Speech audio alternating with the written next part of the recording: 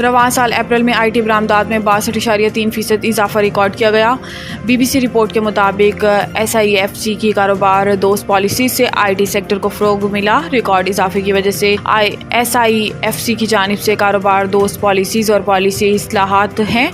ये इजाफा दो अवामिल का नतीजा है। पहला, मुस्तहकम मकामी करेंसी और फ्रीलांसर्स के लिए गैर मुल्की आमदनी के मकामी बैंक अकाउंट्स में जमा करने की इजाज़त, जबकि दूसरा, स्टेट बैंक ऑफ पाकिस्तान की जानिब से IT कंपनियों की रिटेंशन की हद में नरमी करते हुए 35% से 50% तक कर दिया गया है। IT शोबा SIFC की तरजीही शोबों में से एक है, जिसके फ़रोग़ के लिए तमाम स्टेक होल्डर्स को एतमाद में लिया गया है।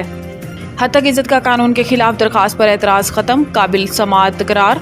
दरख्वास्त एडवोकेट नदीम सरवर के ज़रिए दायर की गई, जिसमें वज़ीर आला और गवर्नर पंजाब बज़रिया प्रिंसिपल सेक्रेटरी जबकि सूबाई हुकूमत को भी फ़रीक बनाया गया। दरख्वास्त गुजार के वकील ने कानून से मुतालिक नोटिफिकेशन की कॉपी रजिस्ट्रार ऑफिस को जमा करवा दी।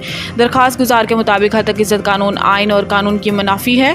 हद तक इज़्ज़त ऑर्डिनेंस और हद तक इज़्ज़त एक्ट की मौजूदगी में नया कानून नहीं बन सकता। हद तक इज़्ज़त कानून में सहाफ़ियों से मुशावरत नहीं की गई, जबकि कानून जल्दबाजी में सहाफ़ियों और मीडिया को कंट्रोल करने के लिए लाया गया है।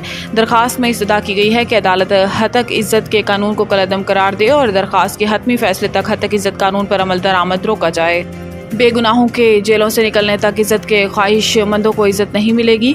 इस्लामाबाद में अदालत में पेशी के मौके पर मीडिया से गुफ्तगू करते हुए शेख रशीद ने कहा कि 500 आदमियों को झूठे केसेस में अडियाला जेल में रखा हुआ है। इस ईद पर बेगुनाह लोगों को रिहाई मिलनी चाहिए। इनका कहना था कि जब तक बेगुनाह लोग जेलों से नहीं निकाले जाएंगे तो इज़्ज़त के ख्वाहिशमंदों को इज़्ज़त नहीं मिलेगी। एक सवाल के जवाब में सरबराह अवामी मुस्लिम लीग ने कहा कि नवाज शरीफ अब मेरी तरह साइड पर ही रहे। मैंने सियासत से किनारा नहीं किया, बल्कि 2 महीने तक साइड पर हूँ।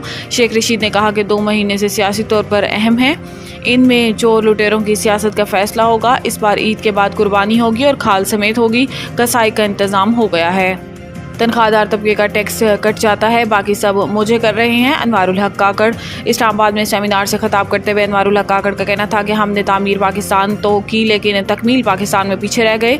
हमारे लिए रोज़ नए नए चैलेंजेस पैदा हो रहे हैं। सेनेटर अनवारुल हक काकड़ का कहना था कि हमारा मसला ये है कि हमारा एक्सपोजर कम हो गया है। कौमें जितना कमाती हैं उतना ही खर्च करती हैं। टैक्स टू GDP शरह मईशत का तयन करती है। हमारे यहाँ हमेशा रोना रोया जाता है कि तालीम पर 2% खर्च होता है। मेरा ये सवाल है कि आप हुकूमत को कितना कमा कर देते हैं। इनका कहना था कि हमारी 80% मईशत बगैर दस्तावेजात के है, जबकि मगरिब में जूस की खरीदी जाने वाली बोतल भी डॉक्यूमेंटेड है।